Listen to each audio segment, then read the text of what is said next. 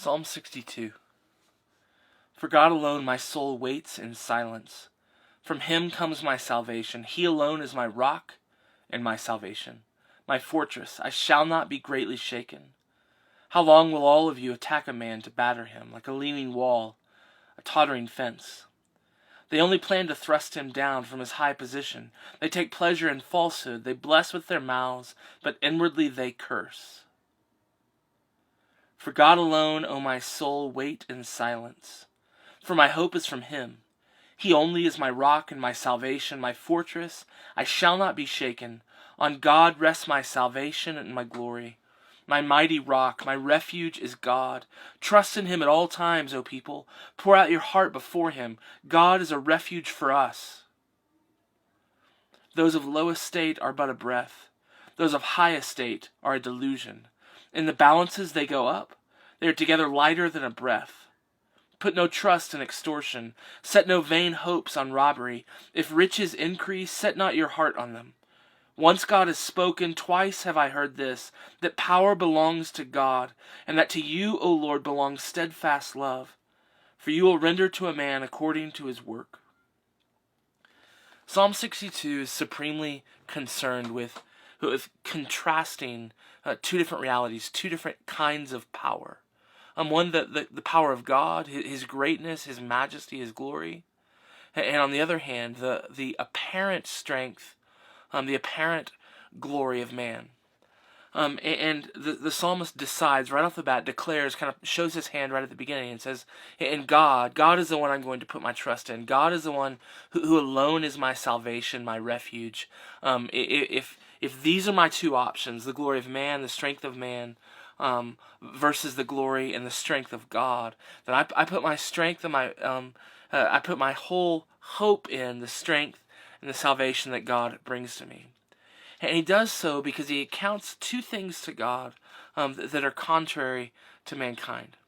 And so I want to talk about what those two things are. One, just God's greatness, his the surety that is God, who is the rock, the one that isn't shaken, he's not tossed about. And secondly, and I want to point this out and take note of it, his steadfast love. Over and over again in the scriptures, it's not really enough to confess that God is glorious and sovereign and strong. And it's not nearly enough merely to confess that God is loving and that he has covenant love for his people. It's actually essential to the biblical vision of what it means to be the people of God that we confess both. We confess that God is strong and mighty and glorious. And yet, if that was all we had, if we didn't have assurances of God's sovereign love, of his steadfast covenant love for his people, then the strength of God isn't in and of itself good news. And if all we had of a God was who is loving, but not a God who is sovereign and strong, that in and of itself wouldn't be good news. It might comfort us in a sentimental way, but it wouldn't be a rock as this psalm describes God. It wouldn't be a place where we can set all of our hope as a refuge and a salvation from all of the things that stir around us. But Psalm 62, as many other places in the Bible, holds out to us both a vision of God's strength, the sureness. He's not tossed about. He can't be dissuaded from his purposes. He is strong and mighty and sovereign and not answerable to anyone but himself. And two, he assures us of not just God's love, not just a sentiment, but his steadfast love, his covenant love, that he's actually bound himself to his people to keep his promises. Now the psalmist here contrasts that with the apparent strength of man.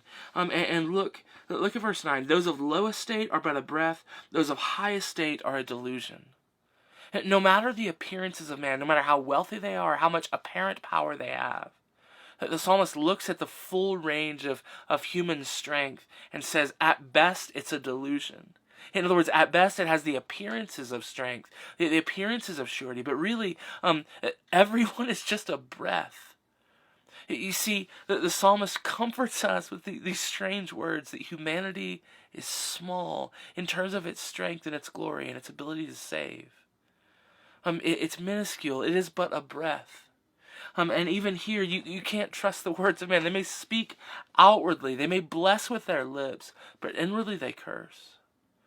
And the psalmist turns away from putting his hope in mankind, putting his hope in people, and instead puts his hope in God, God's strength, on the refuge that God is for his people, and the steadfast love of God. And so may we turn away from trusting in those around us, or putting our hope in mankind, or even putting our hope in riches, the kind of riches that the psalmist here says, I'm not going to go out and try to leverage people to gain more strength for myself. Instead, let us look away from all of those fleeting strengths, which are really nothing but wind, and instead trust to the God who is sovereign, who is powerful, who is glorious, and who loves us, and will always keep his promises.